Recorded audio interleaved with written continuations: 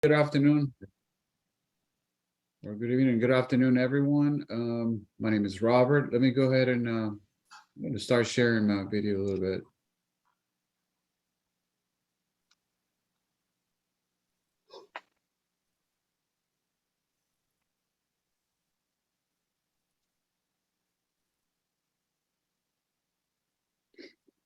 Okay, hope everyone can see that. We can, Robert. Okay, great. Well, again, just wanted to thank everyone for being here today and to this important information we're about to share. Most importantly than anything, is really trying to get the right information to everyone. Since a lot of misleading information from everyone that I talk to. I've been doing this, what about 5.5 years with Bank of Texas, over 20 plus in the financial service industry. Have my buddy, colleague, Sam Campos also. If you'd like to say, welcome, something, Sam, hello. Hey guys, Sam Campos. I am work with Robert here at Bank of Texas. I'm a mortgage banker as well. I've been in banking 21 years now. So done everything from A to Z here, but obviously mortgages is where I'm at now. So looking forward to kind of educating everybody, answering any questions you may have, and hopefully teaching some new things that you may not have known. So yeah, look forward to this presentation and learning from you guys as well. Absolutely. Thanks, Sam. So as we talked about, really the more trying to get information to you guys, and we want to take the mystery off a lot of the questions that I always get asked about buying a home and why buy a home and all that. And I'll go over that, here in a second with you guys. So I wanted to kind of touch bases real here about the most important parts about getting you into a home. So here's an overview of what we're going to be looking at. And before the overview, I'll tell you what I share with my clients all the time. And I tell them, I said, look, I want you to think about me as your pilot, right? You're going to fly somewhere to take you from point A to point B. Do you want to ask yourself this question? Do you want a pilot to be experienced with what he's doing? Will you feel comfortable flying with someone that has a lot less years and someone that does have a lot more years, right? You can probably say, the answer to that, absolutely. But from point A to point B, what's the most important thing? It's safety, right? When you're flying a plane. And what I want you guys to know, that safety is really listening to your lender. So pay attention. I like to say to my clients, I say, look, the more honest you are with me, it's the better I can help you, right? Does that make sense? Everyone, the better communication I have with my clients is the less mistakes they're going to make along the way. And it's going to make it a lot more smooth for us to work with the client and get them to point B, which is really obtaining their home and getting their keys for the beautiful home and having that dream home they always wanted. Okay, so here's the overview of what we're going to be looking at. So why buy, planning for your purchase and all these areas that you see, the checklist, and I'll have Sam going over all the other areas as well with me. But I want you to think about right now, why is it it's an excellent investment? Okay, so if you guys already know, as far as hey, Robert, yes, I think you check the screen you're sharing, because we're seeing welcome home right now. Okay, there we go. Let's see.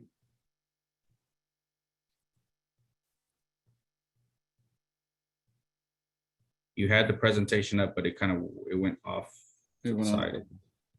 Maybe the other screen.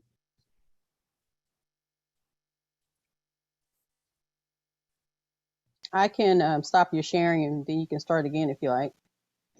Let's see. Is that the same thing as? Yeah, let me stop it and then pull up the slide or page you want us to view and then start again. Okay. Before you start sharing.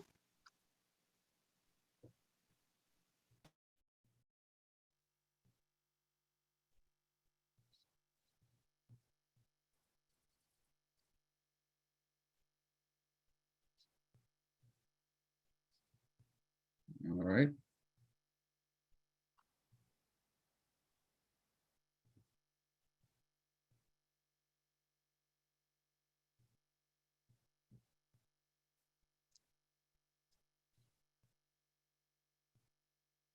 Oh, I just love technology.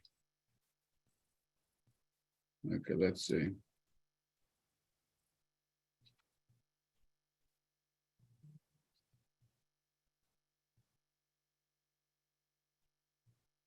So here's the one that I wanted to share. Go ahead and share your screen. Uh-huh.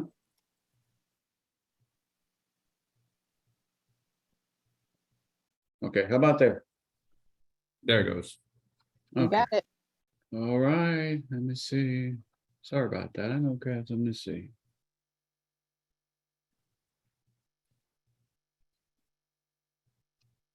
Okay, is it still there? Yep, you're good. Okay. So again, we talk about why it's an excellent investment. Now, ask yourself this question: is it would you say that the best investments you ever make in life will be something investing as far as your 401k retirement account and also buying your house, right? That will be the best some of the best investments out there. And of course it is buying a house is one of the best investments. So think about it also as appreciation. Okay, has anyone known? Obviously everybody does know how much the appreciation of homes has gone up. Okay, you can ask yourself that question. So it's definitely has gone tremendously up, right? But at the same time, we're here to help you out. Yeah, so and to help you get that started. So also, is it a great tax benefit? Okay. I've had a gentleman that I was talking to earlier goes, why do you call it a tax benefit at the same time? And I'll give you a scenario. Let's say someone is self-employed, right? And we're talking about the interest that you pay, okay? As far as the house, let's say someone has a scenario where they're paying interest on their home once they have it, and they say they make, let's say 60,000 a year. Any interest that you're paying at your home, right, for your home, you're going to be able to have that as a tax write-off. So speak definitely with your accountant or your tax prepared person about how to do that, and that's going to be a lot of tax benefits of that, right? Would you agree? Okay. Next thing is make it your home. And we talk about this all the time with some of my clients.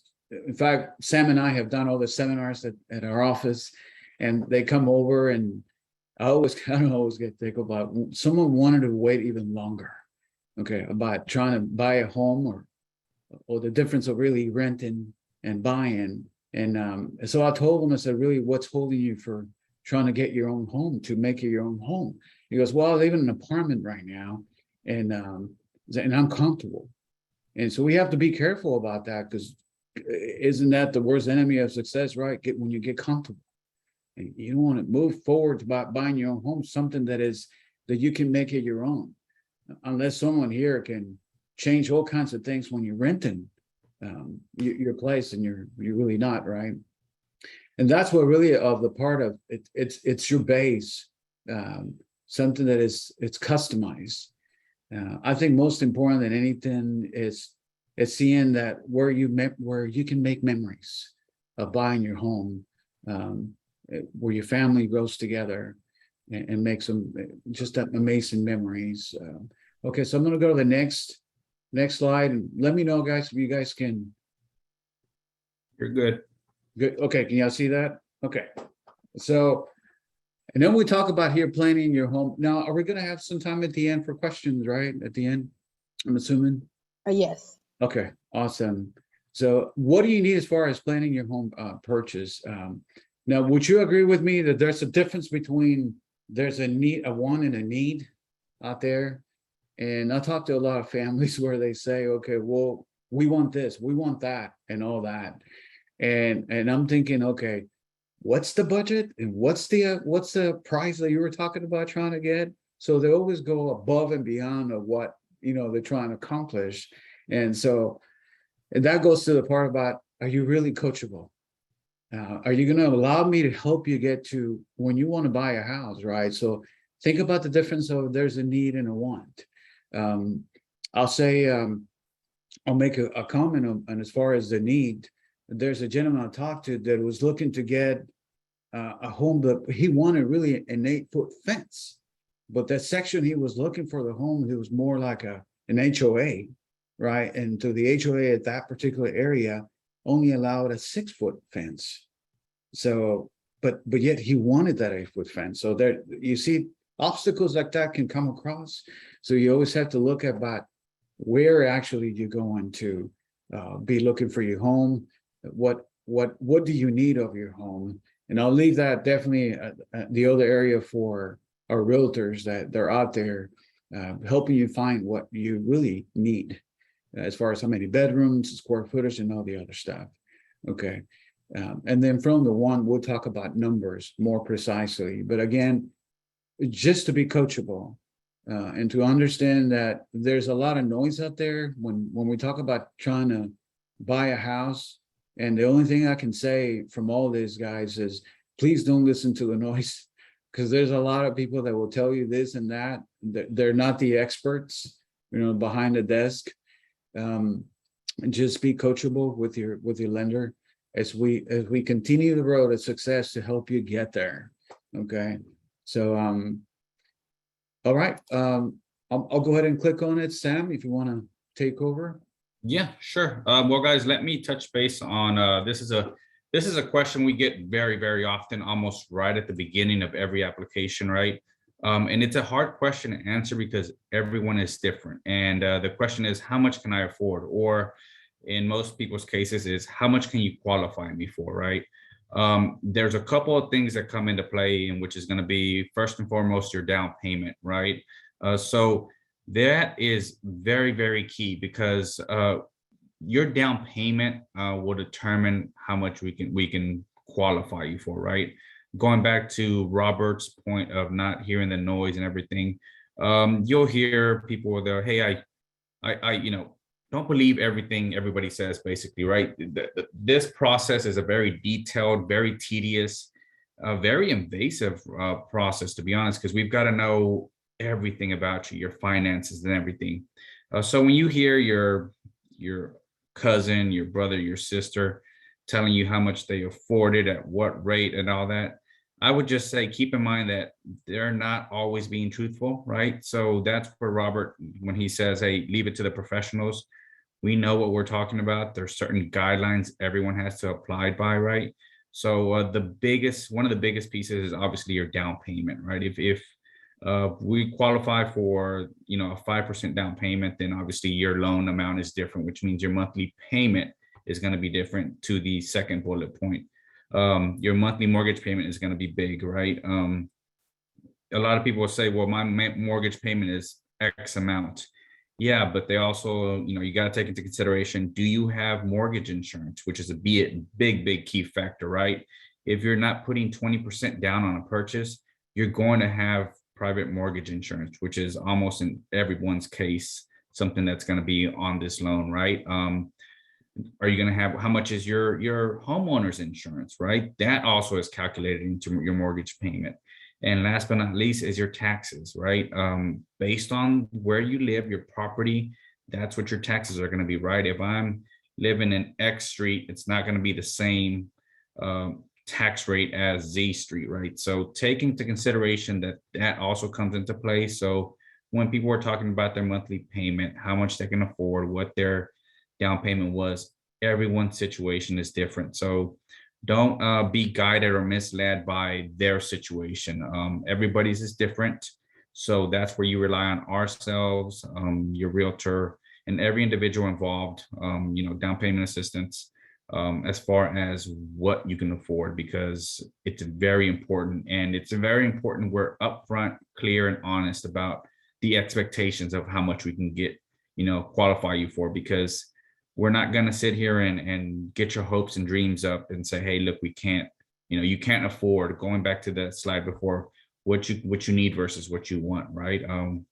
I'd like to live next to Jerry Jones, but do I need it? No, so can I afford it? No. So that's where it goes back to, this is, you rely on us as individuals, as professionals that have been doing it for a while, to guide you and to tell you, transparency of what you can afford, what's going to go into play, and what we can do to guide you to get you there. So that's a big piece. That's one of the biggest questions we get. And it's very important to be precise and honest about, what you can afford on that. So if we want to go to the next slide. This next one here is obviously a big one. It's one that we can go down a rabbit hole if we chose to, right? Because it's types of mortgages. Again, going to everyone's situation is different. There's the fixed rate mortgages, which that is obviously, it states it right there. It's a fixed rate. There is no fluctuation in the rate, such as, credit cards where they will fluctuate, right? It's a fixed rate. It's either a 5, 10, 15, 20, 30 year, depending on your situation, on what you qualify for, on what you want. It's a fixed rate, so your rate will be the same. Now, that doesn't mean your payment will vary, because of the fact that we always take into consideration taxes. As we all know, there's two things certain in life: taxes and death, right? So taxes will go up. So know that comes into play. So a lot of people think, well, why is my mortgage, especially first-time home buyers, their second year into a property, why did my mortgage payment go up? That's not on the lender. That is taxes, obviously, that your property got appraised for more, which means obviously your tax rate's going to go up, means your payment might go slightly up, right? But that's a conversation we have at that point, and we can address there. But the next one is Sam. also the adjustable rate mortgage, Hey, right? Sam, Yes, can you ma'am. hear me? Hey, Yeah. we have a question in the chat since you're on this topic. Sure. Lorena asked, how do you determine which mortgage is right for you? That's a conversation that it's going to be had between the individual, the borrower, the realtor, and the lender, right? We have to basically check off we would say, for example, in this instance, what's right for me, right? VA, that's another one. So that's for veterans. Are you a veteran? Did you serve in the military? No. Okay, so we know we check that one off, right? FHA, conventional, it goes back to your down payment. How much can you afford down payment? Can you afford 3.5? Can you afford 5? If you can only afford 3.5, we know conventional is out, right? We do have some programs that we can qualify for conventional with 3% down, but it's a deeper conversation, because then it's income qualifications, things like that. So it's a talk that has to be had between the borrower, the realtor, and the lender. And that's how we determine what's right for you, what we can afford, what you qualify for. So there's several. The ARMs are, as we know, it's a very risky product, because your rate is variable. That's exactly what it does. So you've got a term that's going to be either a 5, 10, 15, even a 1 year, which some people will say, well, I want the 5-year ARM. What that means is your rate is going to be fixed for 5 years. And after that, it's going to adjust to whatever the rate at that moment is. So it is a risky loan, because you can basically, you're taking the risk of rates being higher at that point, and you paying a higher price for that, right? Your payment's going to go up at that point. And then there's rates that adjust every 6 years, every year. So it's very risky, and it's one we don't really recommend. But if we need to, we have that conversation at that point. So yeah, to whoever asked that question, it's a deep conversation. It's about checking the boxes and saying, do you qualify for this? Do you qualify for that? Another one that's not on here, but we do offer, and it is out there, is USDA. So that is a 0% down. It's in the rural areas, right? You can't go to downtown and get a USDA.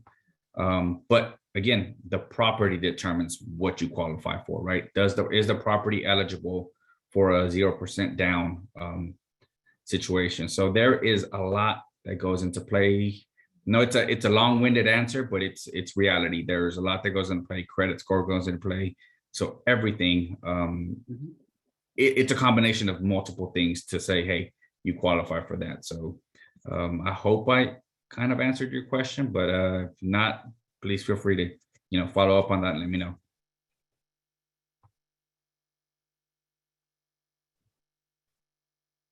Then next slide. Thank you. Mm-hmm.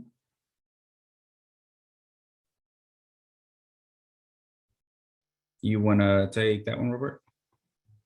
Sure. Okay. So here's the other one from the road home. There's a big difference between a pre-approved versus a pre-qualified. Can everyone see that? Is that okay?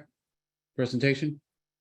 Yes. Yeah, I said, okay. So, and this is where I get a lot of my clients that they come to me, and I'm sure Sam has heard this before. Well, we worked with another lender before, and they got us pre-qualified. We placed a contract. I mean, they executed a contract and all that, and all of a sudden, all the stories you hear, horrible story. What happened is they were pre-qualified versus pre-approved. So here's the big difference of the pre-approved and pre-qualified. Pre-qualified, you basically let in a lender review, maybe a little bit of your documents, your credit history. Other than that, it doesn't go through an underwriter. Okay, so that's the pre-qualification telling you, okay, based on what you enter on the application, we got you pre-qualified. So I like to tell my clients all the time, I said, look, I can get the pre-qualification going to get you going, but allow me to go ahead and gather all the rest of the documents as you're going to upload them. I'm pushing your file over to pre-approval with my underwriter, and that's the big advantage that really exists, guys.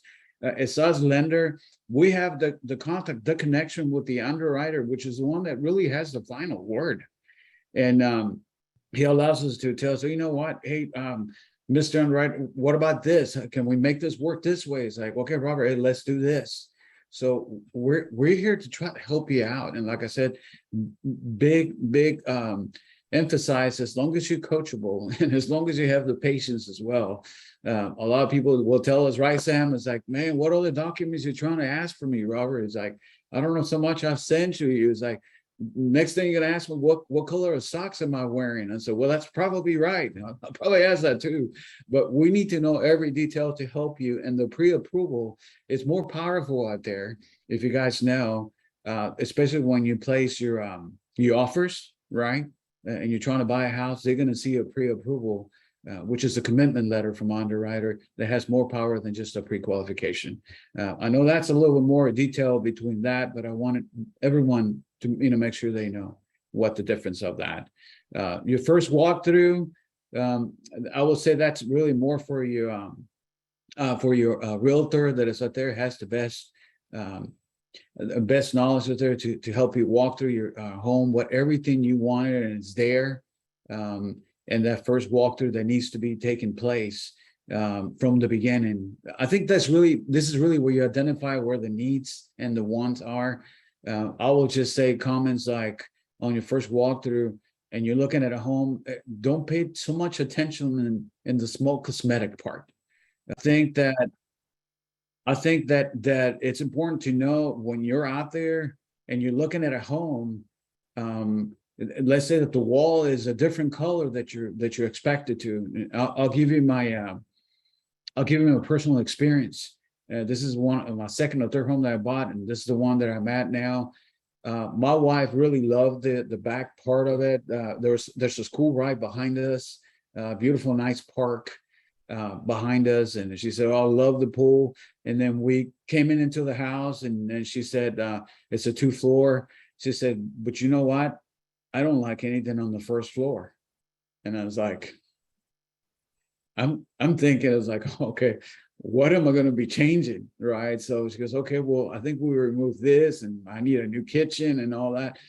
It was more like making it our own, customize it. So that's probably what's going to happen on the first walkthrough. If you find that home that you really love and you want to make memories, that realize that there's something that's going to be customized, at the end, so you can make it your own. Okay. I would say definitely work with your agent as far as knowing what you guys are out there. Maybe take a drive afterwards after you look at that home. And again, I think Robert. Yes. Before we continue on with the agent part, if you would allow Marianne just to talk about working with home buyer counseling organization. Absolutely. So she'll just take a minute or so. Absolutely. Go ahead, Quaya. Hi. Yes, thank you. Good evening. I hope everyone can hear me. If not, let me know. But I did want to mention that it's not every day that you run into home buyers that are totally prepared with higher credit scores and income over the 80% AMI. These home buyers are targeted home buyers that need to pursue home buyer counseling, especially if it's free, and it's only free through nonprofits or community development agencies like ours. And so you'll see in the chat here what we do through our programs, and we actually take you by the hand and walk you through the lender once you're prepared, and our lender partners will review and also make sure that you are ready to actually apply for a home loan, where you're not out there lost just applying online and at the same time adding inquiries and heaven knows what to your credit report. So please check out the information and call us if you'd like some more information. Thank you, Annie.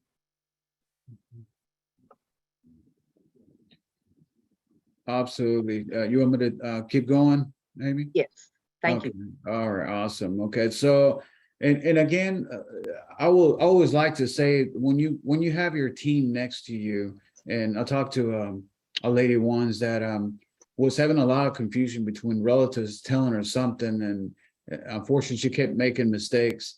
I said, you have your realtor, like for example, Miss Cuellar out there that has the best interest at heart to help you. All right, you have your lender right there on the side. Listen to your team, right? And we're here for you.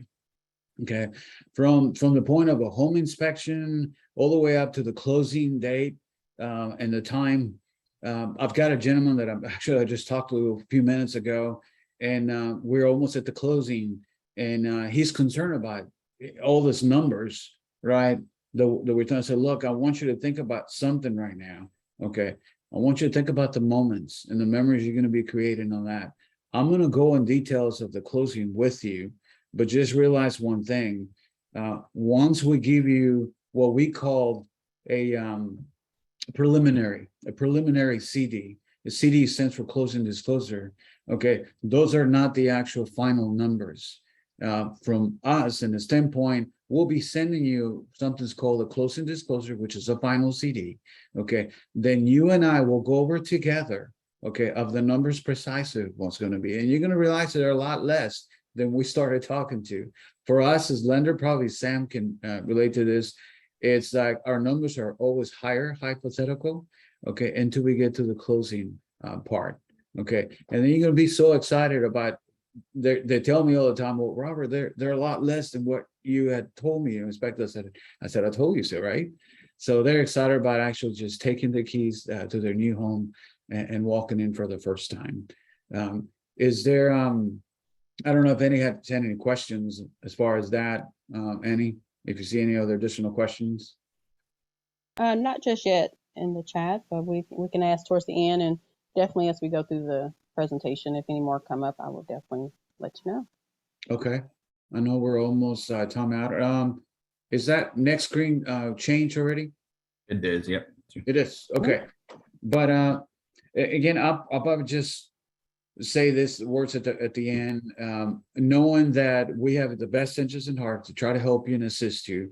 And I cannot say enough, please be coachable. This is not a cookie cutter, just like Sam said. There's not just one specific loan that will be precisely the best for you, but there could be so many different options out there. Once we find the scenario, and once we identify exactly what the financial status is, we're going to find the best product for you guys, whether it is a VA loan, right, Sam, or whether it is the FHA or the conventional, whatever, we're going to find the best one that really fits you. And again, go back to listening to your lender. And there are so many stories, right, Sam, you and I can probably talk about. When it comes to doing the finances, this will be the best advice, okay, that I can give you from everything. Okay, every time you make a financial decision, when you're purchasing a home, please consult your lender. Please talk to us, right, Sam? Because I cannot tell you so many different stories that I've seen from, like, I'll give you an example. One, we're at the closing. We're almost there to get this couple there, and what did they decide to do? Buy a new Jeep. The Jeep was over $800 a month payment. And I get a call from my processor telling me, Robert, what happened? I said, I don't know. What are you talking about? I said, Mr. So-and-so and them have a new Jeep purchase. I said, oh my God. So I'll give them a call, and here I hear, I said, what? I'm sorry, what were you thinking? Why did you buy a Jeep? They said, well, I thought it was just went really good with my new house as well. I needed a new Jeep, right? I heard from that story to almost at closing, right, Sam? And then I hear another processor calling me and said, Robert, what happened to your client? I said, what do you mean? Well, they quit their job.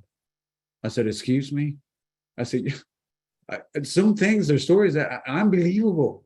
And all I can say, you probably ask yourself the question, same thing. I was like, what were you thinking, right? So all I can say is just be open with us.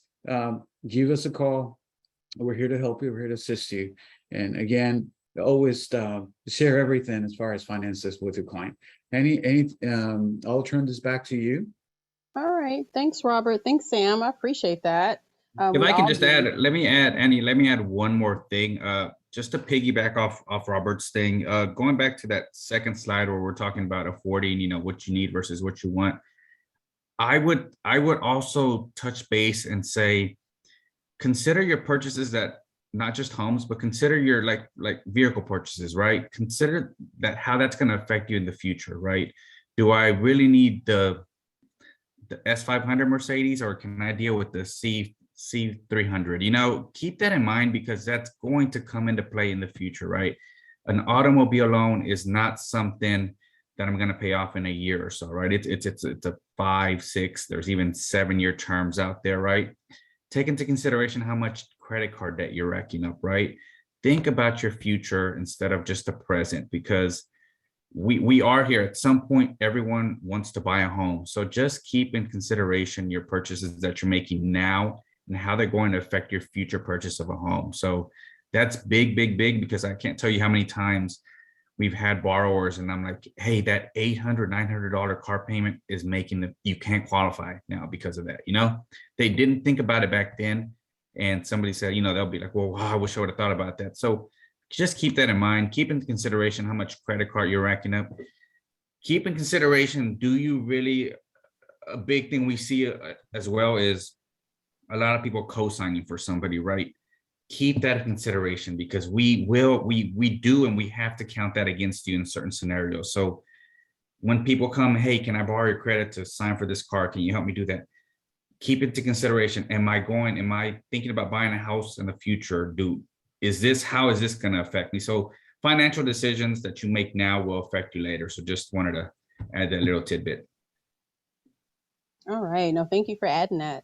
And also, I liked Robert's be coachable. I think we're going to hashtag that. That's important. We run into that a lot in our organization. People, they say they're ready, but then when you start coaching them, they kind of have some resistance, like you said, the family members or just their train of thought that they're needing to change. So thanks, guys. I appreciate that. If any other questions come up, we definitely will share with you. We're going to go ahead and switch over to Tammy with the City of Dallas so she can talk to y'all about down payment assistance. Okay, Tammy, Yes. you can share. Sure. Good afternoon, everyone. So my name is Tammy Southallen with the City of Dallas in the Housing and Neighborhood Revitalization Department. I oversee or manage the daily operations for the Homebuyer Assistance Program, where we do offer assistance to low to moderate income families for home purchases in the City of Dallas.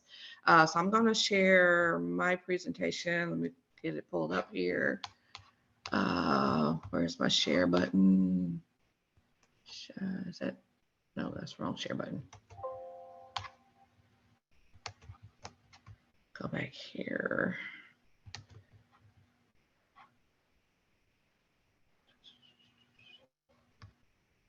Share screen. Okay, here we go. Get to window.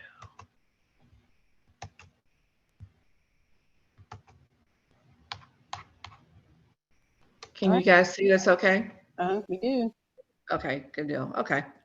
So just a little bit about what I'll talk about this evening. I'll give you a little bit of our background history, the purpose of the program, what's required of our applicants, property requirements, talk some about our funding and how to apply for the assistance. So a little background history. So the city of Dallas has actually had this program in existence for over 30 years.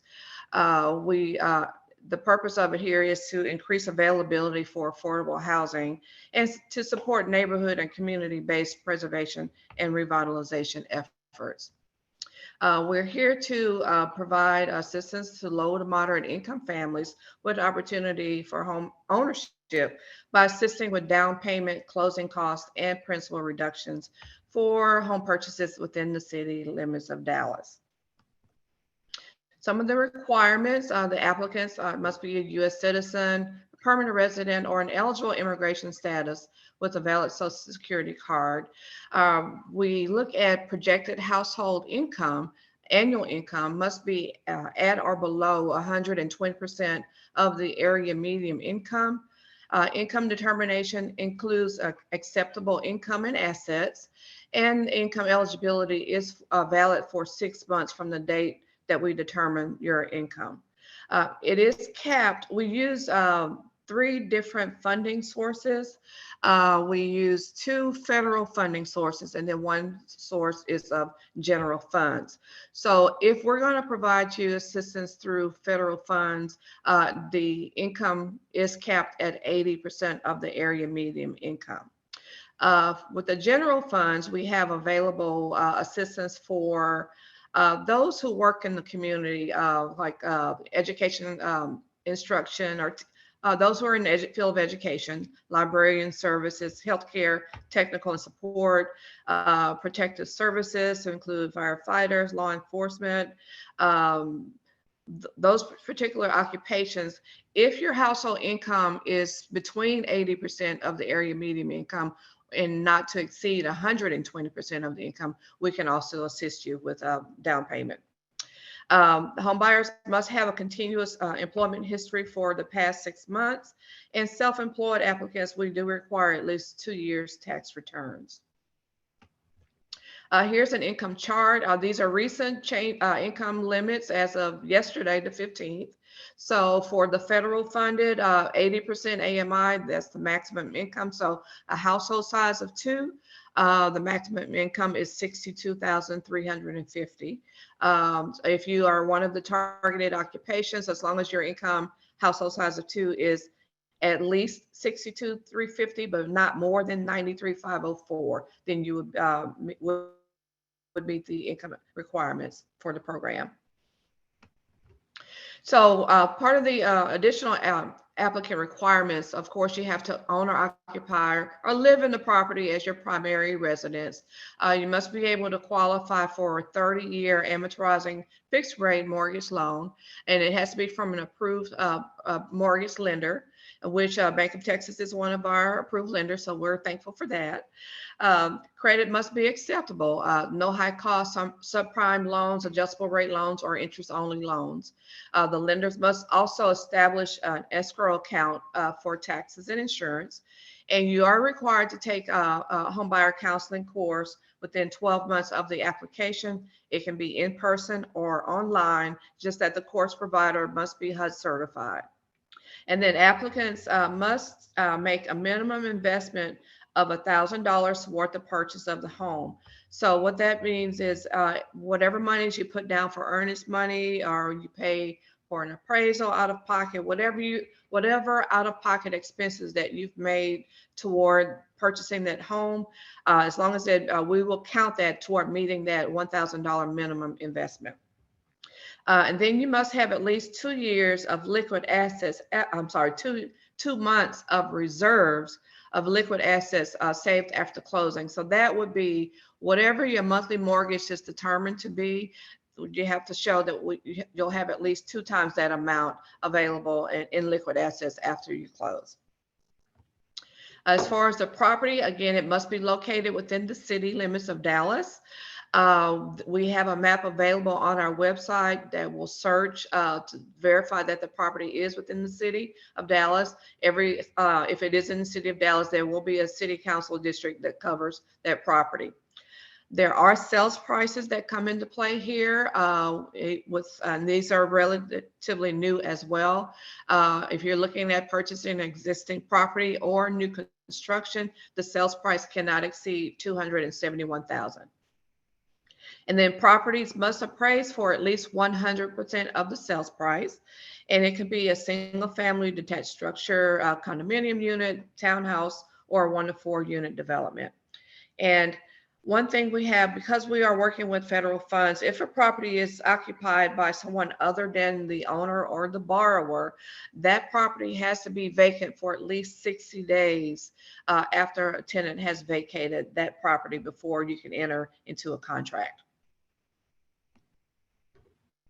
Additional property requirements, the properties must meet the City of Dallas's minimum housing standards, including lead-based paint regulations at the time of closings. Inspections should occur during the contract option period, and any required repairs must be completed prior to closing. So the city will send out city inspectors to go out and inspect the property for minimum housing standards. This is something that is no charge to the buyer.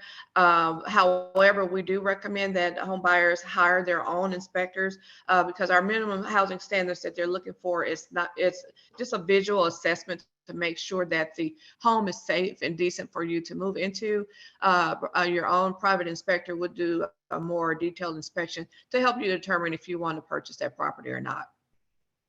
Our borrowers must also sign a notification to watch out for lead-based paint poisoning, and we'll provide you a copy of HUD's Protect Your Family from Lead in Your Home, a pamphlet that they have available.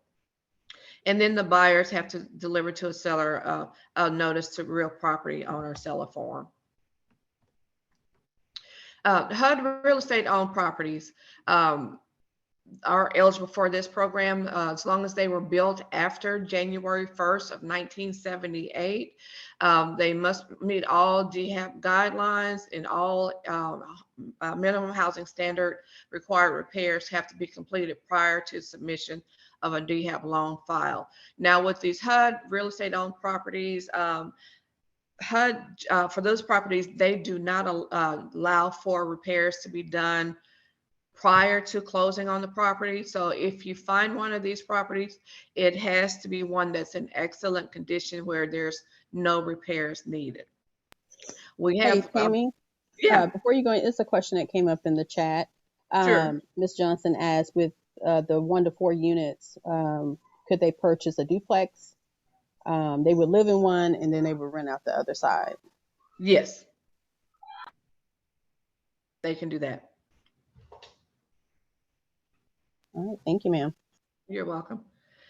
And then FHA 203K loans are not eligible for DHAP funding, and those are repair loans that FHA has available, and those they are not eligible for DHAP funding. Now we'll talk a little bit about our funding. So the maximum assistance available will not exceed. First, we have areas within the city of Dallas that are considered high opportunity. Those are areas where poverty rates are at 20% or below. If the purchased property is located in a high opportunity area, the maximum amount of assistance a homebuyer can receive is $60,000. Anywhere else within the city is a maximum assistance is $40,000. And then with our targeted occupations applicants, the maximum amount is $45,000. Now the actual amount of assistance is based on need as determined by the sales price, the approved mortgage loan amount, and closing costs. So we require a preliminary closing disclosure with an estimate of all closing costs to include lender and title fees, escrows, prepaids, acceptable credits. From that, we make a calculation to determine the exact need to provide an assistance. But again, there are maximum amounts. So you may not need the full 40,000, or you may not need the full 60,000. But just know that it is based on need, but capped at those numbers. Hey, Tammy, just to reiterate, South Dallas, the area that we focus on is still in that non-high opportunity area. So we're still at the max at 40,000 for those who purchase from us. Okay. Yes. That Thank is correct. you. Yes, on our website, we have a map available that'll, if you click on it, it'll give you a generalization of what areas are considered high opportunity, what are not. And then it also allows you to plug in a specific address and it will tell you if it's high opportunity or not. And then when it comes to the mortgage loan that your mortgage company has approved for you, it has to meet certain debt to income ratios for our program. So our first ratio that we look at is the housing expense to income ratio, also known as the front end ratio. That ratio cannot exceed 32%. So basically what that says is whatever your monthly gross income is, no more than 32% of your monthly income can go toward your housing payment, or it cannot exceed your housing payment. And then we have a total debt to income ratio, also known as the back end ratio, which includes your housing expense plus any other monthly debts that you have combined. Those cannot exceed 45% of your monthly gross income. And then when it comes down to the assistance, it is considered a deferred forgivable interest-free loan, forgiveness occurring annually with the residency term of the loan, also known as the affordability period.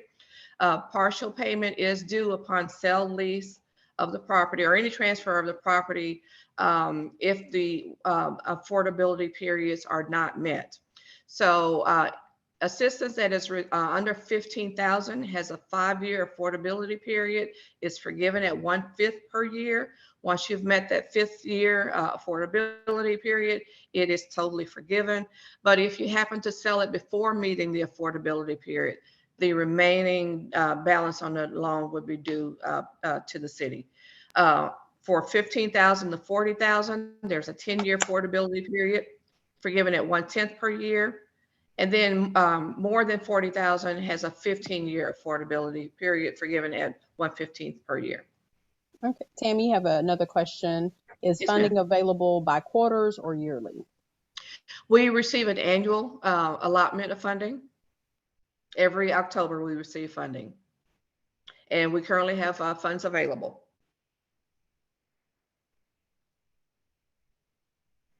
Thank you, ma'am. You're welcome. Home buyers are required to sign home buyer written agreements for the assistance. These agreements basically is like an agreement between the home buyer and the city of Dallas. It tells you how much in assistance that you've received and what the expectations are, or the requirements are for you to receive the funding. It is secured as a second lien on the property. Once you've met the affordability period, that lien can be released from the property. Or if you sell the property prior to meeting the affordability period, repay the balance of the loan, then we could release the lien off the property. Funding is provided at closing and at an approved title company. And it's, again, I mentioned earlier, our funding sources, we use federal funds through the Home Investment Partnership Program and Community Development Block Grant Program. And then for the targeted occupations applicants, is through funding through general funds. All funding is subject to fund availability on a first come, first served basis. Acceptance of an application for DHAP in no way constitutes a commitment or obligation on the part of the city. No commitment is made or implied until the city of Dallas has approved funding for each application. And due to funding limitations, no applicant should assume any commitment, even when an applicant must expend personal funds to meet application requirements. All applicants are required to pre-qualify with us. If you go to our website there, dallascityhall.com/DHAP, there's a section there that tells you how to apply. There's a list of required documents that you'll need to submit your application. We also have available on our website a list of approved lenders, education providers, and title companies who work with us as well. And then you can always give us a call at that number listed there for additional information. Thanks, Tammy. We have a couple more questions before Sure. we pass it on. Can the program be combined with another program? For instance, like another first-time homebuyer program? Yes, you are allowed to, what they call stack. You are allowed to stack with another program. Again, DHAP has to come in second lien position. Depending on the need that's for the homebuyer to close, it could reduce the amount that we provide, or it may be that you need the full amount, but you are allowed to stack with other programs. That's a good thing. And also, Ms. Johnson asked, do you work with NACA? NACA is not one of our approved lenders, so no. Okay. Yeah. And what about, it's not just for first-time homebuyers, but first-time homebuyers are welcome. Is that correct? That's correct, right. Okay. And then the FSS program through Section 8, can FSS participants use y'all's down payment assistance program? Yes, they can. They have to be approved by mortgage lender for a primary loan. But if they are approved for a primary loan, then yes, they can come through our program. Okay. And let's see, the last question there from Sam. Is there a cost for the There's no homebuyer courses? Okay. For the homebuyer course, I'm sorry. On our website, we have a few that are listed. One or two may offer free courses. Some of them do charge. So, but the information is available on our website. But I think you guys offer free of charge as well, right? Yes, all our home counseling is free. Annie?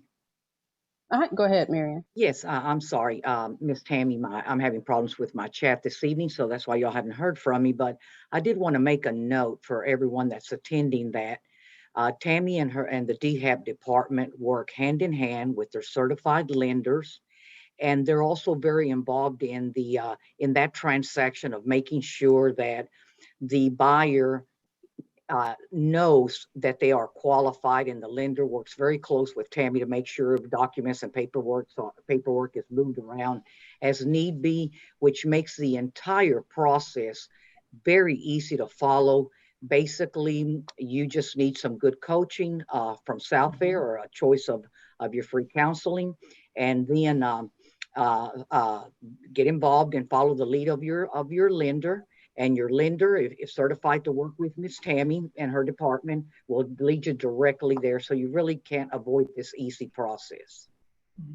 Thank you, Annie. Marianne, I'm sorry. I would also say, again, it's important that you're coachable, work closely with your mortgage lender, because they're going to be able to tell you, you'll get a pre-qualification letter. They may say that you can maybe buy a home at $300,000, but can your income really support you at that? I mean, can you really afford a $300,000 home?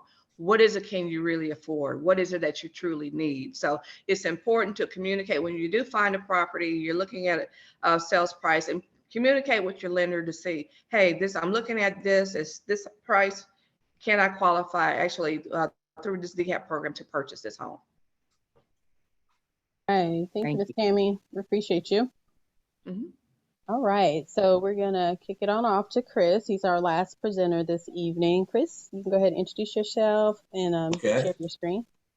Okay, very good. My name is Chris Herzog. I work for the Office of Emergency Management, and we're going to cover items on how you can be self-reliant, self-sufficient, be able to not only keep you and your family safe in the event of a neighborhood disaster or even a citywide disaster, but how you can go ahead and help your fellow neighbors in that regard. So let's get started. So let me go ahead. There we go. Okay, so why should you be prepared? Well, one thing we always talk about is that emergency resources may and most likely are going to be limited. It doesn't go that often throughout Dallas that they can run out of ambulances just on a normal Thursday afternoon, let's say, because of the number of accidents that we have on LBJ and such. So we usually staff just enough what it takes to get through a normal day. We don't staff up for emergency services for a major disaster. it would be just be cost prohibitive. So we want to make sure it helps you and those around you survive. So then if the better prepared you are, the less chance that you're going to be a victim. And if you're not a victim, then you're going to be able to help with your family members and your neighbors around you. It also reduces the amount of fear and anxiety you might have in the event of a disaster, whether it's a tornado, a hurricane, a flood, whatever it may be. If you know that you've done everything you can do possibly to be prepared, then you're not going to be as anxious about it. You can always hope for the best, and people always say expect the worst, but I'd rather say prepare for the worst. So, and in order to be prepared for the worst, just take it as it comes. Because if you take classes like the city offers, one of them is called CERT. We go over every type of disaster that you could possibly encounter. We give you all the different ways you can be prepared for them, get all your questions answered, a lot of hands-on training, and it's amazing how confident you'll become in a very short amount of time. So, and you'll be prepared for and be ready for whatever the world has to throw at you, whether it's a tornado or even a pandemic. So, action steps to preparedness. You got to make sure you're informed, know what's going on around you, be able to make a plan. What are you going to do in the event of, and then fill in the blank, in the event of a tornado coming through your neighborhood? What's your plan? Or whether it's a flood. Okay. You want to go ahead and start assembling a disaster kit or a go bag. You probably heard that term before, 72-hour bag or a go bag. So that way, if you have to evacuate for whatever reason, whether it's a home fire or another type of disaster, if they say you need to evacuate now, you grab your go bag and you can leave, and you'll have what you'll need, the essentials of what you need for you and your family. Okay. You want to make sure you maintain your plan and your kit. You just don't build it once or create it once and then forget about it. You want to make sure that everyone in your family member in your family knows what the plan is. Okay. And you want to address the individual needs within the family, whether you are taking care of an elderly parent or you're taking care of, you have small kids in the family or special needs. All those need to be addressed. Okay. All these things are taught when you take a CERT class. Again, CERT stands for Community Emergency Response Training or team. And we have them all over DFW. I personally trained over 4,280 residents here in Dallas through the CERT program. And the CERT program is about 20 hours of training. And we just encourage you all to sign up for it whenever you can. Here's a circle we spend time with. I won't spend more than a minute or two on this circle, but basically it tells you just by starting on the circle, you want to identify the most possible disaster scenario in your area, which one here would be tornadoes. Living in Tornado Alley, you would expect that. Then you'd say, make a list of the possible damage that may occur to your property. Then we'd continue on up to item number 3. What actions can you take now to protect your property? Okay. Then number 4, build emergency kit. Make sure you have what you would need. You could grab it in a short time. Then number 5, prepare a family plan for each type of disaster. And then practice the plan. And then number 7, evaluate how did the practice go? Did we meet our expectations? And then the last one, you want to make sure you share your plan with family and friends. So that way, if, for example, you said in the event something bad happens at home and our phones go down, where do we meet up? And we say, well, we're going to meet up at the YMCA or we're going to meet up at the rec center. Well, if you don't share that with other family members, how are they going to know where you're at? So you need to go ahead and share your plan once you've created one. So always stay informed of the type of disasters in our area. And of course, we have flooding, we have winter storms. Right now we have, a pandemic or some type of a disease outbreak. Going into the summer now, we have heat waves, tornadoes, hazardous material spill. That's one thing we cover extensively in the event of either a train derailment, or it could be an 18-wheeler. A lot of people don't realize that North Texas is the chemical capital of America. There's more chemicals being transported, stored, manufactured, distributed than any place else in America. So we need to be prepared in the event there's an accident with that. Then the Hey, Chris, community- we have a question that came in for you. Okay, go ahead. Lorena asked, do you recommend new homeowners ask whether or not their potential home is in a floodplain? And if so, who should they ask? Okay, absolutely, yes, you should know, and I think everybody on this call would also agree with that. And then the realtor should know whether or not you're in a floodplain. If not, the lender certainly would want to know before. Again, I don't want to speak out of turn on that's not our wheelhouse, but sure, you need to know that. Okay. Other areas, are you aware that we have a nuclear power plant in our area? It's Comanche Peak, 65 miles to the southwest of us. So you need to know of that in case there's an accident or a terrorist incident down there. All kinds of different things that go on, and you would like to know, what do we do in the event something happens down there? How is it going to impact us? Okay. Then you talk about tornadoes and flooding and a terrorist incident. It wasn't too long ago, we are ranked about number 17 of all major cities in the United States for terrorism, where obviously New York, number 1, Washington, D.C., number 2, and Chicago, maybe number 3. And we were number 17. Well, recently now we got moved up to number 4. So then you should be aware of the things that's gone on here in the Dallas-Fort Worth area that makes us a bigger target. And if we're a target, then we need to be better informed on what we're going to do in the event of a terrorist attack. Okay. The other types of preparedness plans would be, there's your personal one, which you would have at home. But remember, we also go to work, at least hopefully we do. So then what are you going to do in the event of a disaster occurs while you're at work? What are you going to do for your entire family? And it should include everyone in your household. And one thing they always seem to forget is the pets. Don't forget to plan for them also. A lot of people think that if you had to go to a shelter, that they take pets and you would take your pet with you. Well, no, they don't take pets into shelters, okay? So you need to have a plan in order to meet those needs for your pet. And these are the type of things, again, we cover in classes that we teach. So this short presentation tonight is certainly not meant to answer every one of these questions. Hopefully you're acquiring a lot of questions in your mind, wondering, oh my gosh, what is the answer to that?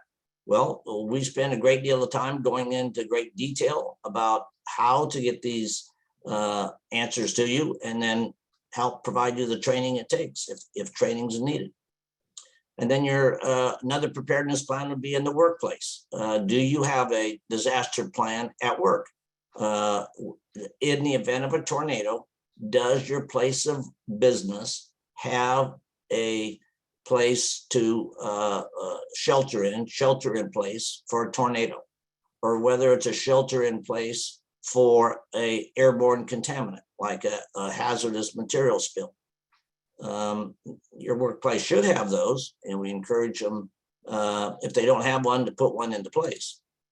And then help educate your coworkers on disaster preparedness. So as you learn more about being prepared, then we would like for you to share that with your coworkers and get them involved in it. Okay. So other things creating a plan would be to plan to survive on your own for at least 72 hours. That's why they call the 72-hour bag or the go bag a 72-hour bag.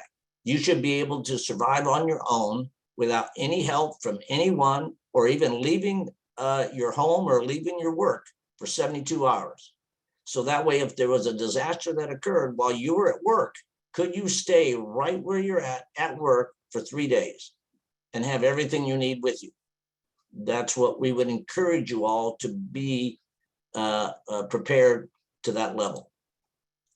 We want to make sure you identify your shelter in place location. That is going to be a room you select at home and at work where you can totally go inside the room, seal it up so there no air transfers into that shelter in place room for several hours. So that way, if there was an air contaminant coming over your home or over your place of business where you work, you would not have to breathe that in. You want to be safe inside your shelter in place. You need to be able to go into that room, seal up all the windows, all the doors, all the air vents, all the light fixtures, even the electrical sockets need to be sealed, airtight, and then be able to stay in there for a period of time until the threat's gone, and then be able to then come out, and then you would air out the room and turn on your radio and find out what happened and what's the next steps. You need to know your evacuation routes out of the city. You want to create a personal support network. How many other friends and family members do you know that you can turn to be there for you, to have your back in the event disaster pays you a visit? Okay. You want to plan for services to be unavailable. And the services we're talking about would be your phones. Your phone's going to be one of the first things that's going to fail. So your smartphone just becomes a paperweight. It won't be there. It won't work. What are you going to do without it? How are you going to reach your family members? How are you going to ask for help? Those type of things. How about electricity? We found that out last winter about going without electricity. For those of you that went without electricity, did you then go out and put a plan in place to go get yourself a portable generator? Because you should be able to generate your own electricity for a period of time in the event the grid, there's an interruption, or for whatever reason the electricity fails. You want to be able to generate your own electricity and just stay put right where you're at. Okay. You want to identify your family contact. So that way, if something goes bad, and who do you want the person to call to find you? So that way we recommend having an out-of-state family contact. So that way you could call, like I'd call my sister in California and say, hey, we've had a tornado come through our neighborhood. The houses, our home's been destroyed. Don't worry, I'm okay. And I'll meet the family at the YMCA in North Dallas or wherever. And then as my family members start checking in, they can't get a hold of me, let's say, but they start checking in with the out-of-state contact. Then they would say, don't worry, dad's okay or mom's okay. They'll meet you at the YMCA, or they'll meet you at the church, or we'll meet you at the shopping center, or wherever the predetermined location is. And that way you can all connect up again, even without being in direct contact with their cell phones. Another thing would be inventory all your home possessions, because if your home is destroyed or damaged, you're going to have to make insurance claims for getting reimbursed on what was damaged or lost. Well, you're going to have to prove what you had. So you're going to have a good inventory of all your possessions, and it can't be in a paper folder in your office, because we're assuming that that office doesn't exist anymore. Either your house burnt down or it got blown away. So where is your inventory for that home possession? Okay, so be able to produce that. I want to make sure you have good copy of all your important documents, and even the documents that you do have insurance to make sure you have those covered for you. And all this again is covered in a CERT course that we encourage you to take. So don't forget to learn the basics of first aid and CPR skills, because if someone gets injured and they're right in front of you, they're right at your feet, I don't think any of us would want to sit there and watch an individual deteriorate and get worse and worse, and heaven forbid pass away when we stood there and didn't do anything. We want to make sure we give us all the skills needed to provide basic first aid and CPR skills. We want to make sure you know how to put out fire. If there's a small fire that begins in your home or apartment, have you ever used a fire extinguisher? Have you ever put out a fire? That's another thing we teach. We start fires and we have you put them out and make sure you're good at it, because there's not a lot of room for error and putting out fires. Because one thing about fires, they start off small, but they can get large very quickly. So you want to make sure you know how to use your fire extinguishers and know where they're at and how many you should have. Then again, we reinforce shelter in place. That's a shelter in place program is throughout every city in the entire United States. Every resident should have a shelter in place room in their home or apartment. And that's where you would have plastic cut to size to cover your windows, your doors, your air vents, your sockets, everything. You pick one room in your house that you can seal up airtight and can stay in there and weather a bad experience of whether it's a chemical spill or let's say even worse, a nuclear accident somewhere. And you just we'll send home the videos for you to watch, and we'll answer all your questions to help you get your shelter in place room done. We're gonna learn where do your emergency notices come from? Do you listen? They only come on TV, radio, internet, your phone. Where do you get all the alerts? And then what do each alert means? So we want to make sure you understand that. Where do the emergency notices come from? Who broadcasts them? So then is it the local law enforcement? Is it radio? Is it television? Is it others? So again, we'll be covering all that. And there are many apps you can have on your computer. There's apps on your phone. There's emergency alert radios that we'd encourage you to have. And then also the ones you're probably familiar with is the ones that come out on the TV. Also plan for your pets and service animals. Make sure they're properly identified in case they get separated from you. You know your pet and service animal laws. You want to be able to have an alternative safe location for your pet in case it's not safe for them to be kept at home anymore. Where can you leave your pets in case you have to go to a shelter of some type? You want to make sure your disaster kit and a carrier is applicable for your pet. You need to have a carrier for your pet. If you're going to, if you take them to a shelter, they're going to leave them in the carrier just outside the door normally, or in an area marked off for all your pets. They won't be able to come inside with you, but they'll be outside where you come out and pay them a visit. Plus they expect you to take care of them. So then you're going to make sure you have what you need to take care of them in your go bag. You want to make sure they have copies of the vaccination and shot history. Otherwise, they're going to push back on whether or not they're going to be able to keep them. It'd be good to have recent photos of you and your pet in case you get separated. So they can connect the two of you up again. What's the difference between a disaster kit and a go kit? Well, one's stationary and one's portable. Okay. So FEMA plus the Office of Emergency Management puts out many checklists that you can go to, and they walk you through how to put together a kit. And then you just make sure you first cover all the essentials. Then you cover the things that would be useful, and then the things that would be personal just to you for your comfort. So it takes a while. It's not something you can probably do in one day, but you'd want to, we generally motivate you a lot to get right to it. You don't want to wait till after the next disaster pays you a visit to get your go bag together. And then how to maintain your plan and to practice it at home and keep the information updated on a regular basis.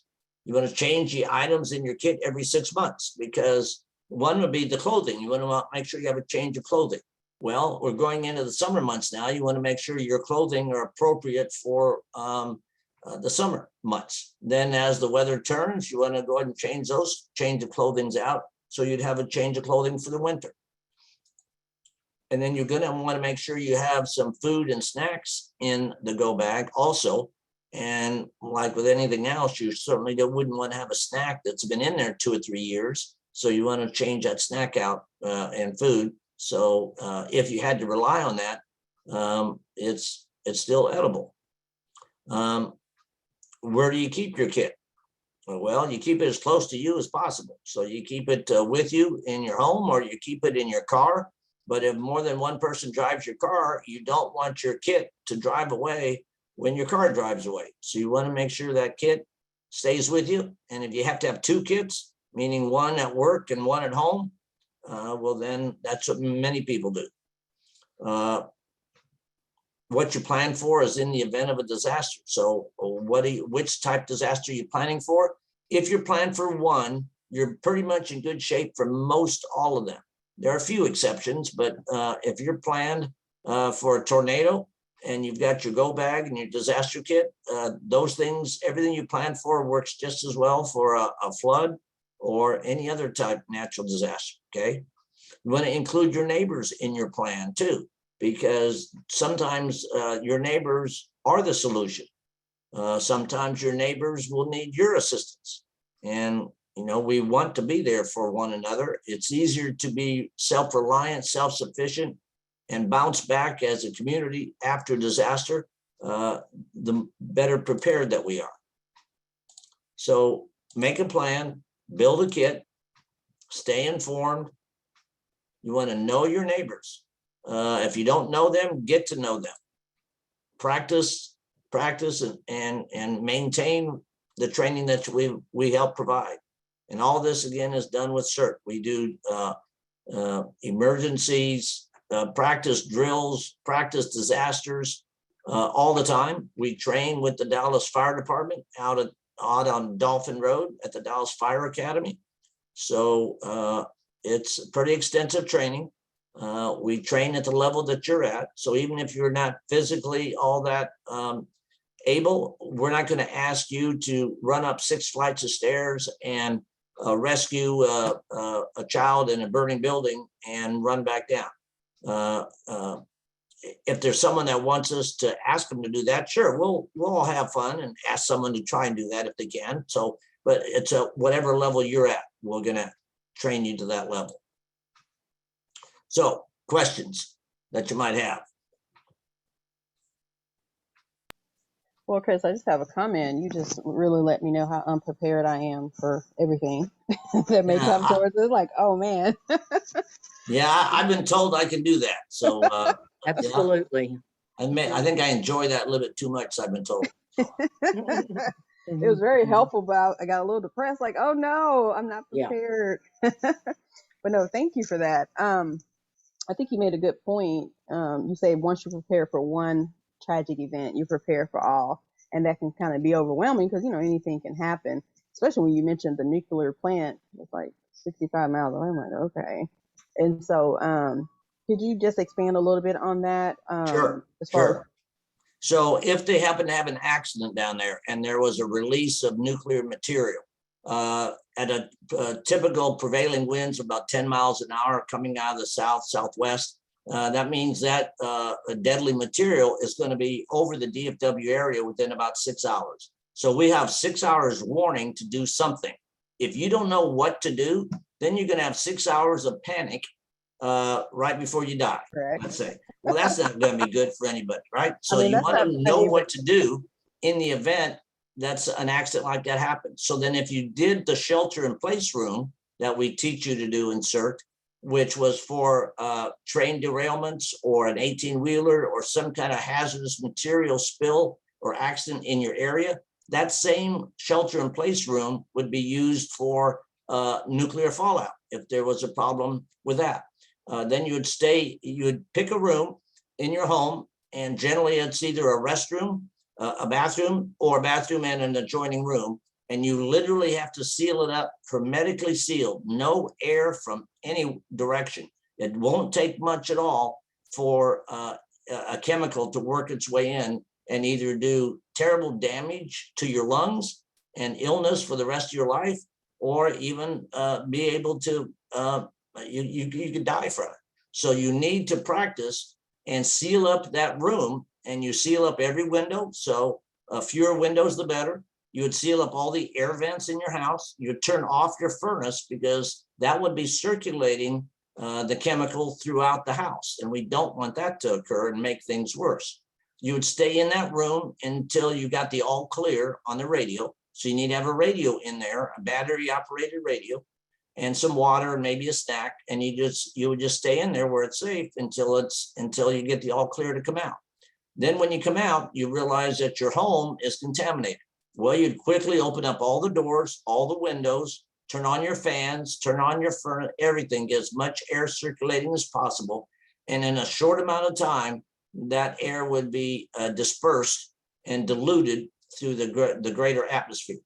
And then you would have avoided a really bad situation if there was an accident. Now, you could also, if you wanted to evacuate, you'd want to know which way do you want to leave town? Because if you start driving to the northeast to get out of the way, well, that cloud of debris would chase you all the way to Boston because that's the direction it's going. So you want to make sure you go perpendicular to the direction of the wind. So if the wind is blowing from the southwest to the northeast, you'd want to go towards Houston, which would be to the south and to the east, or you'd go north and to the west. And that way you could get out of harm's way probably within an hour's worth of driving. And then you wouldn't have to go any further than an hour's distance in either direction if you knew your directions. So we've got to make sure you understand where north, south, east, and west is, know how to read a map, and know how to get out of harm's way. Okay. All right. You probably get asked this question too. A tour of your safe room. That would be nice if you can put that on video so we can. Oh, sure. Well, copy what you do. okay. Yeah, we cover that in class, and there's a video that FEMA puts out, and you all can watch that tonight if you want. Just go to FEMA shelter in place, and then put residential. FEMA shelter in place residential, and there's a YouTube video, and you can watch that, and they'll show you a family going through exactly what I described. And they'll provide you with enough information where you could do everything that we teach in class is covered in that 20 or 18-minute video. And you can be prepared at home. And then you can rest more assured if something happens. Now, if there's an accident in the middle of the night, how are you going to know there was an accident in the middle of the night unless you had an emergency alert radio? Remember, emergency alert radio is quiet 99% of the time, makes no noise. It only comes alive and starts talking to you when there's an emergency in your area. And it's meant to get your attention, wake you up, and let you know that there's just been a train derailment or a chemical spill or biological whatever. And it gives you enough time then to go into your shelter in place room and things of that sort. So otherwise, you could end up waking up in the morning dead and not knowing it. You wouldn't know what killed you because you slept right through it.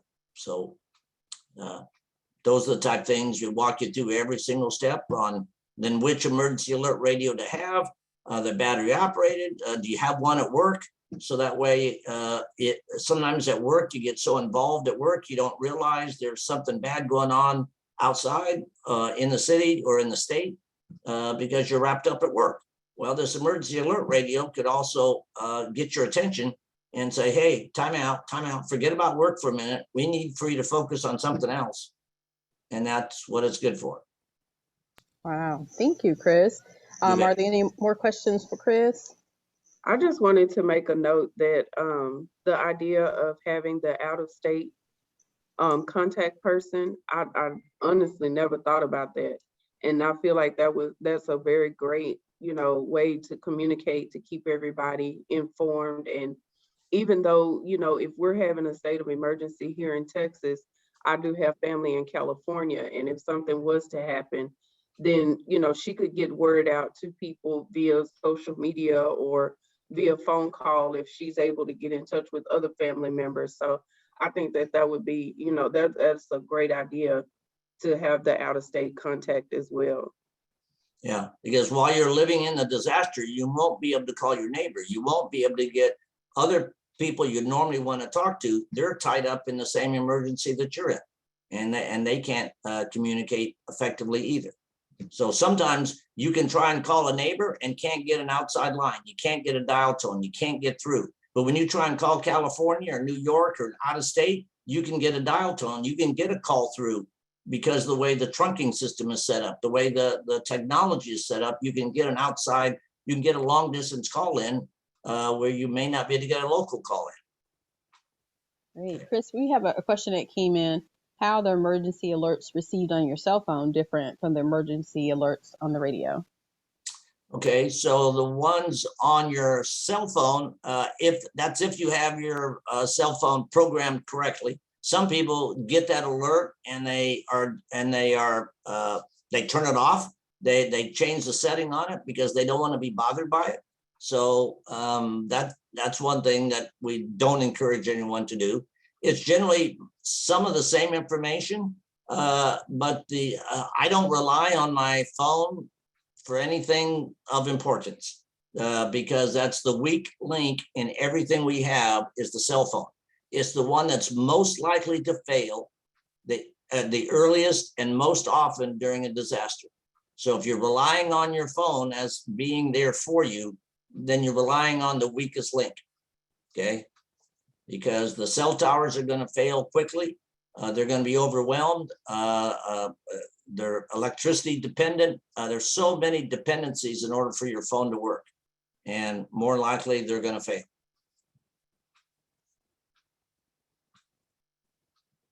Okay. Any other questions? I think Lorena asked a new one here. Where would you suggest buying an emergency alert radio? I'd just go on the internet, go Amazon or go wherever you want to buy electronically and just type in emergency alert radio. And there's all kinds of ones out there. I wouldn't spend any more than $30, $40 is all you would really need. Make sure that it's programmable because you program it for your location. And you can actually program it for a zip code in California. If your relatives are in California and they never worry about anything, wouldn't it be nice if you're worried about them for having an earthquake or some other problem in California? The alert can go off and let you know that in Fresno, California, they just had a hazardous material spill, and you could call your parents and say, "Hey, Dad, Mom, I just woke you up. Hey, did you know that this just happened?" You know. You can program it for any part of the United States and let you know about any disasters you want. You can program it to let you know of a severe thunderstorm. Well, if you did that, that's going to go off a lot down here with severe thunderstorms. How about if it just goes off for a tornado warning? Tornado warning means there's one been spotted. You could have it set off all the way down to just a tornado watch. You know, so you can set it at different levels to alert you for different things. Say, and once you do that, then you realize you're in good shape to alert you in the event there's a problem at Comanche Peak Power Plant. If there's ever a problem down there, it can alert you. Or a flood, or a Louisville Dam. Louisville Dam is one of the most dangerous reservoirs in the entire United States. It was in the newspapers not too long ago. So you need to have a plan for in the event the reservoir gives way. And they do give way. I mean, I can pull up videos all day long of reservoirs that open up and give way and bad things happen downstream. So you want to make sure you have a plan for that. All right. Thanks, Chris. We appreciate you. And we'll share everybody's presentation information with all the attendees. Okay. And I would just like to have Marianne share a little bit about the upcoming presentation that we're working on and anything else you'll like to share with the group. Yes, thank you. First, I'd like to say thank you, of course, to our excellent presenters. And what a great job they've done, in hopes that if you have any questions, you can reach out to us or them. And I also would like to acknowledge that we also have Mr. Alejandro Rodriguez, which is the Community Lending Officer with Bank of America. And so we certainly do appreciate him joining us this evening. And to all of you that are just starting off in seeing our presentations and our educational presentations, please feel free to reach out and get on our contact list so that we can make you one of our regular invites. So much for joining us tonight. And then we will be taking a break for July, and then we'll be back in August to present with Fanna and Merrill's, and I'll go ahead and let Miss Annie present a little on that bank. All right. I don't have my information about Fannin, but we'll definitely share. You'll see our constant contact emails and other marketing material come out about that upcoming event. But thank you, everyone. I'll go ahead and stop the recording. We definitely appreciate your time this evening.